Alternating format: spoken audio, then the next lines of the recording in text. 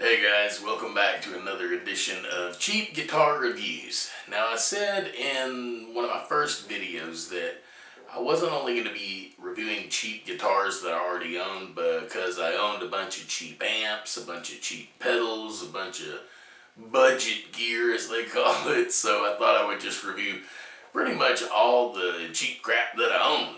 So occasionally I pick up another piece of cheap gear, used, and this amp was no exception.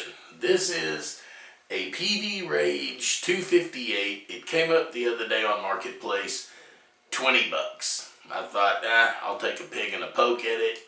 At one time I thought about getting two of these things, or two of the Crate GX15s, and using them as a small stereo rig, and I may still do that, but I just, again, took a pig and a poke that this thing even worked, and lo and behold, it does. I mean, it could use another speaker. It's obviously been sitting in someone's garage for a long time, years, and all the silver came off of it, off the grill cloth, as I was cleaning it up. You can see some of it still down here in the bottom. I haven't got out yet, but I loved these amps when they first came out, and thought if I ever had a chance to grab one really cheap.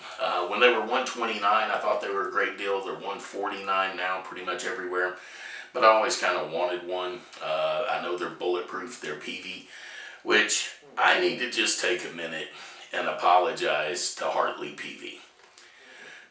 When we were young and stupid, when I first started playing way back in the ages of the dinosaurs, here in Louisiana and around this area, what they called the red beans and rice circuit, or the chitlin circuit, but when I was a teenager and it first started playing, because we are about 250 or so miles, 300 miles away from Meridian, Mississippi, which is the home of Peavey, it was nothing to walk into a club or a festival or a fair and look up on stage and it be nothing but Peavey gear. All the way across. The entire back line was Peavey. Sometimes the PA would be Peavey, but it was Peavey everywhere. And growing up with it and seeing it everywhere, especially as a little metalhead, we were obsessed with Marshall amps and Fender and Gibson and Ibanez and Jackson and Charvel guitars. In all honesty, we used to think Peavey just sucked. We were like, why would anyone use Peavey? But now it's funny how things have changed, because a gear that's made in America is obviously worth a mint, and there's a lot of guitars that we wouldn't be caught dead playing on, and basses, namely the T15s, the T60s, the T40s, those huge chunks of wood that just looked like country guitars. We wouldn't be caught dead playing those things. And now, man, you can look on Reverb or someplace, and those guitars are going for insane amounts of money. Now, one of my best friends in the world, his first real guitar, electric guitar, was a Peavey Razor, a black Peavey Razor with a maple neck, and we thought, even though we were all metal guys, that it looked kind of ridiculous. And of course, his next real guitar was an Ibanez. Couldn't wait to get rid of that Peavey to get an Ibanez. Those guitars are, I mean, there's something. If you own one now, hang on to it, because for a Mystic, a Manus, a Razor, any of the metal-shaped guitars back then, I mean, they're going for $1,000 plus now when you can find them. Anyway, I digress. I just owe Hartley an apology. I'm sorry, Hartley. Again, we always knew Peavey amps were bulletproof. We'd heard the stories from way back in the day of them falling out of the back of a pickup truck, tumbling down the highway, plugging in, it still works. So when I say I took a pig and a poke on this thing just hoping that it worked, I kind of figured it would work. It's a Peavey. But I am thrilled with how good this thing sounds. If you're just starting out and you need an amp and you don't have a lot of money, again, I got this one for 20 bucks. So I'm going to show you just how good this little guy sounds for what it is. And for 20 bucks, for basically less than what you can buy a cheap effects pedal for, stomp box for, I mean, why not? Just so you know, because normally I do cheap guitars. Well, today it's not exactly a cheap guitar.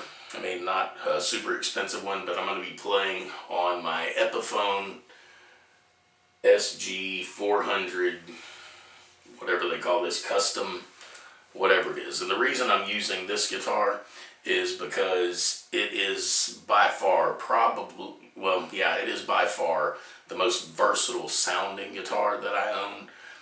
The ESP runs a close second as far as versatility, but you can get a million sounds out of this guitar just by itself. So with the Rage 258, it's basically two channels, obviously clean and dirty. And then it's got three modes up here, which is stack, modern, and vintage.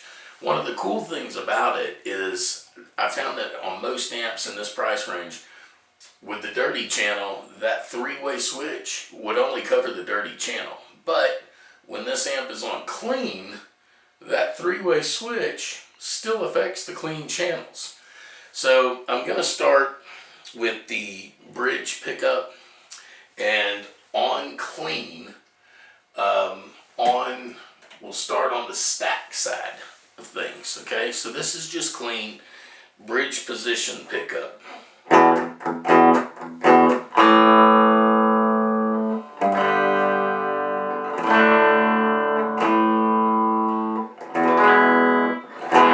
Okay, now if we go to the modern side, by the way, the EQ, all the EQ is at 12 o'clock on this.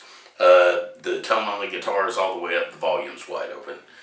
Okay, so this is the middle position, which is the modern setting.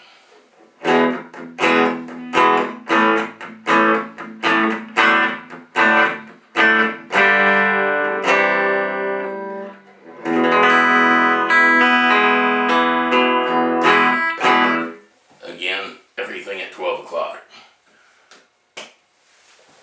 This is the vintage setting.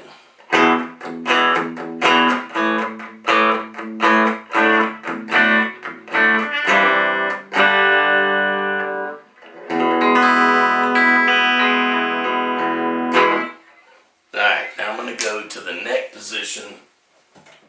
Again, clean on the stack.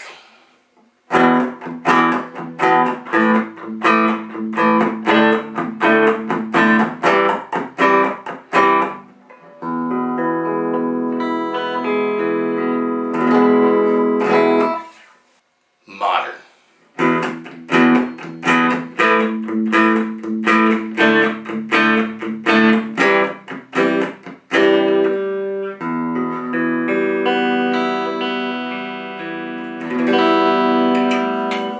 Vintage.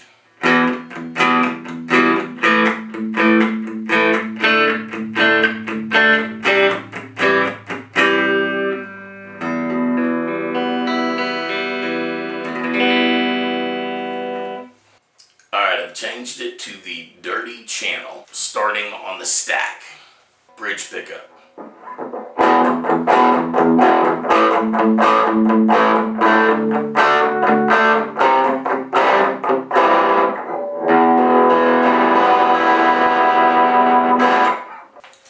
On the modern setting.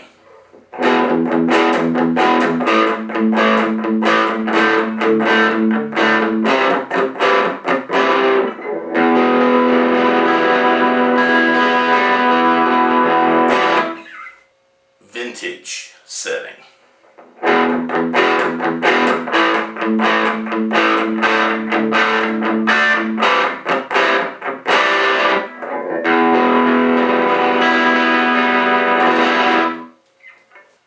Alright, this is stack setting, all the EQ at 12 o'clock, and the pre-dined.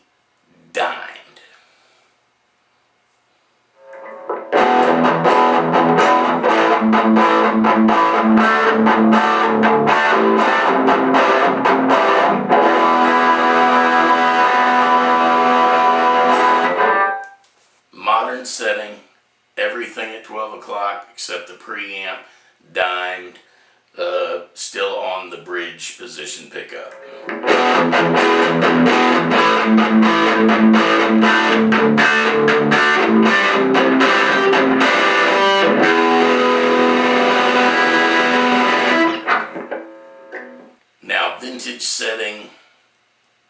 EQ all at 12, preamp dimed, bridge position pickup.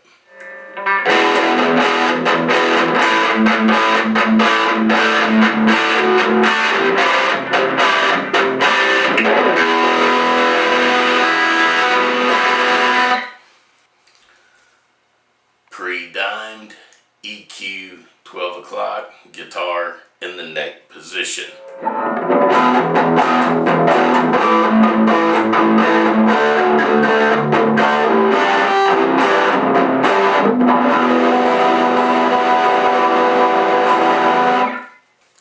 Preamp dimed, modern or middle setting, EQ 12 o'clock, guitar in the neck position.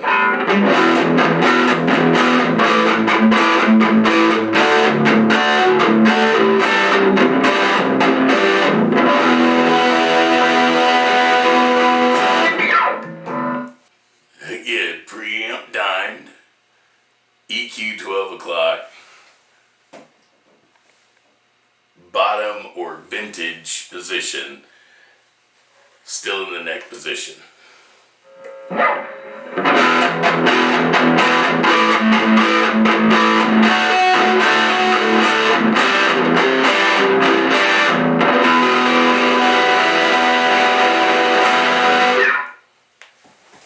Alright, so what I want to do is just kind of show off the beauty of the TransTube system, because this guitar reacts so well to the volume adjustments and the tone adjustments.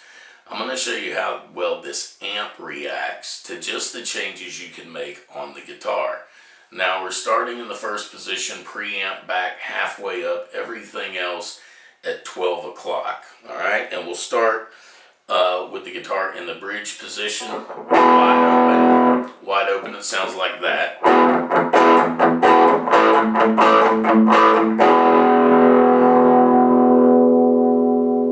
And then if I just roll back to about halfway, and I can keep rolling back just a little more, and it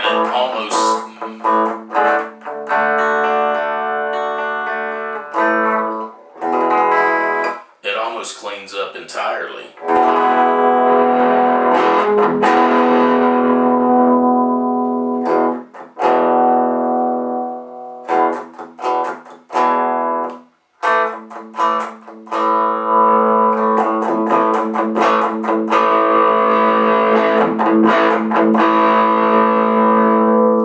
And it does the same thing with your pick. The harder you hit it, obviously the more signal gets to it, the dirtier it gets.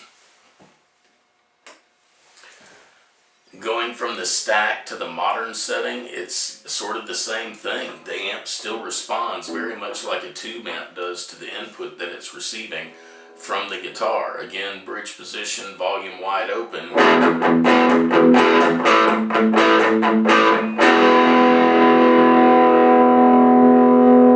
And just rolling the volume back.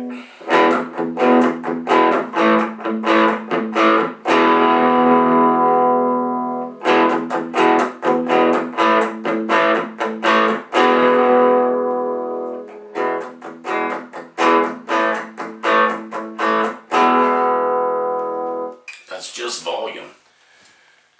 Going to the final position, which is vintage, which happens to be my favorite. Before I get done, I'll adjust the EQ and show you why, especially with this guitar, I really like the way this little amp sounds. But again, still bridge position, wide open.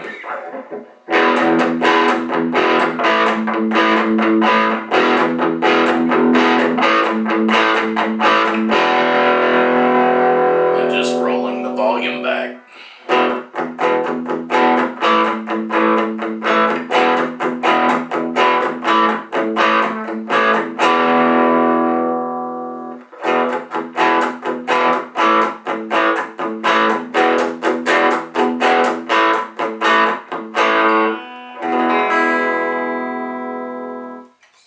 Again, really responsive. You don't usually get that from amps, especially not this size and price. Same thing, I'll just go through a few of them real quick in the neck position and show you it works the same way.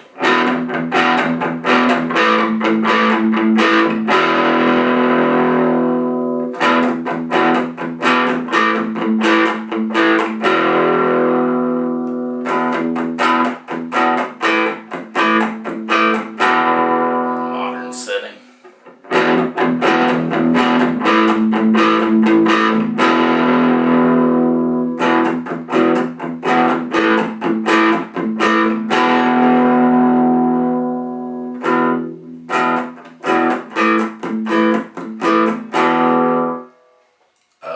And to the next setting, which is vintage.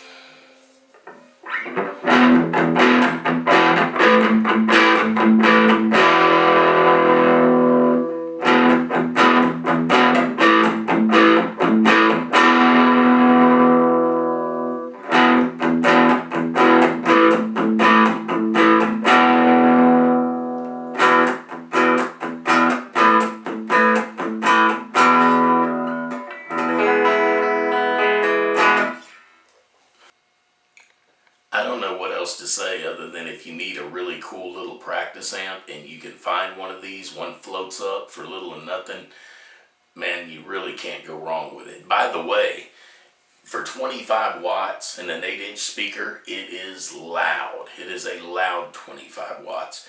I've got it on top of the Champ 40 so you can see about how big it is, and it's not a lot smaller than the Fender, but man, it weighs a lot less, and the Fender's light, but this guy is really light. I mean, really light.